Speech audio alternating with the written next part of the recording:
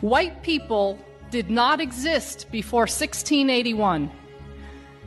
Again, white people did not exist on planet Earth until 1681.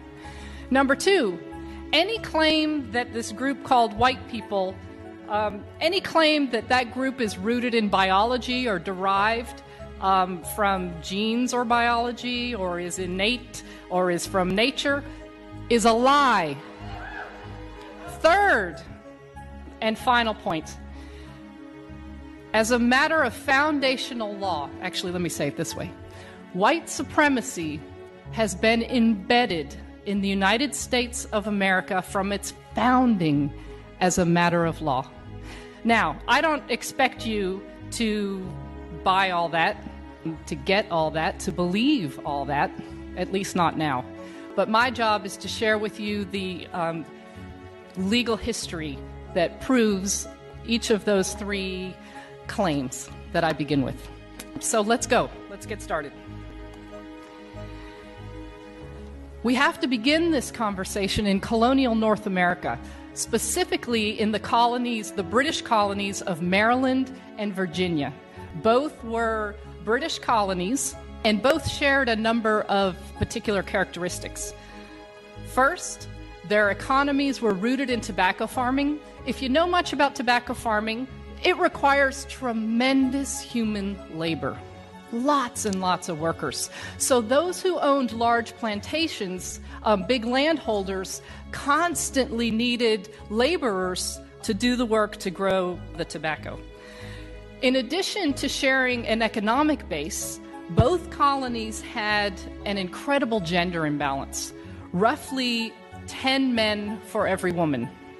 Now, let's understand a little bit about the folks who constitute the people in these two colonies. Oh, and by the way, let me give you a year. We're in the early 1600s, okay? The early part of the 17th century, colonial North America. England had, for some bizarre reason that today demographers cannot explain, there was a population boom in England in the early 17th century. So there were lots and lots of poor British people who were on the public doles, who couldn't find a way to make a living, who couldn't feed themselves. So the king in England was quite happy to have them sign a contract of indenture to then go work in the British colonies. And that is what happened. Both indentured and enslaved persons, according to historian Edmund Morgan, were sold and traded like cattle. But of course, not all laborers stand equal in terms of their labor agreement or lack thereof. Those who came under a term of indenture worked for a term of years, and presumably this indenture was an agreement that they chose to enter into. The terms of indenture were largely protected by British law, although the terms that took form in colonial North America were quite different than those that existed in England. For example, in England, indentured servants could marry because that was viewed as the way to produce the next group of workers. In this country, indentured servants were prohibited from marrying, and if women were unfortunate enough to get pregnant during their term of indenture, they added usually about 7 to 9 years onto their term of indenture and 1 year to the father. Slavery, of course, was a status that came with life, work for life. There was neither British law nor international law to prohibit or restrict slavery. What we do know is that at this time period in colonial North America, there were free persons of African descent. We know that landholders freed slaves. They did so in wills. They did so by allowing them to purchase their own freedom or the freedom of a family member. The vast majority of workers, laborers, in colonial North America at this time were British men, British workers, the vast majority. There were some women. There were some European laborers from Portuguese, Dutch, folks from Ireland and from Scotland are also revealed in the records, but the vast majority were British men. There were small numbers of persons of African descent, and there were even smaller numbers of members of native tribes. But in this slide, I'm trying to capture the socioeconomic ladder, and really that ladder should be about as long as this room. The landholding elite are, in today's parlance, that's the 1%. And the vast majority of folks who were in the colonies were laborers. Again, they were British, other Europeans, Africans, and members of native tribes. Here's what I find folks have the most difficult time with.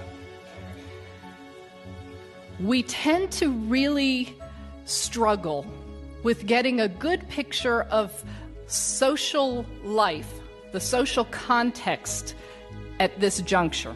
We're very good at understanding the social relations that exist later, and we'll talk about those in a moment.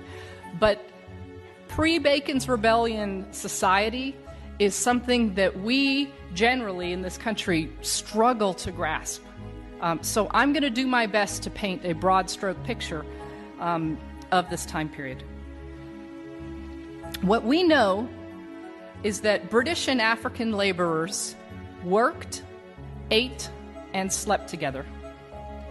Furthermore, the evidence from this period, which covers the first 3/4 of the 17th century, that the anecdotal evidence reveals that they lived under similar conditions and faced the same opportunities and chances to make it once one was free of their term of service, whether free of enslavement or free of indenture. So let's review this.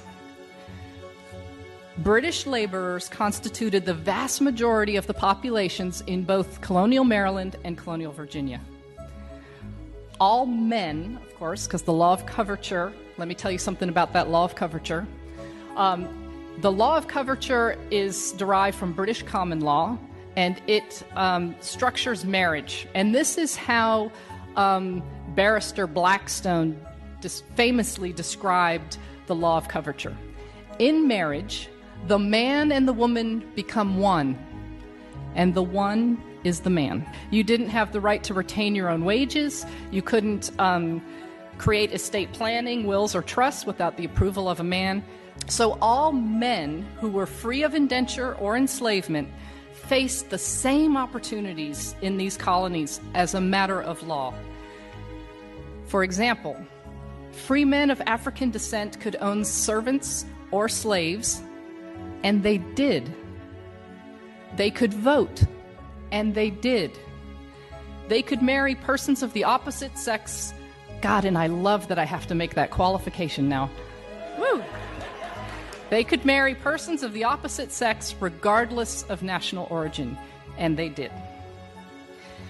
In fact, marriages between men of African descent and women primarily of British descent were not uncommon at all. In one county, 1/2 of the free men of African descent were married to a European woman. There was a challenge to these marriages, but it did not come from the masses. It came from elites, and that's what we're going to talk about next.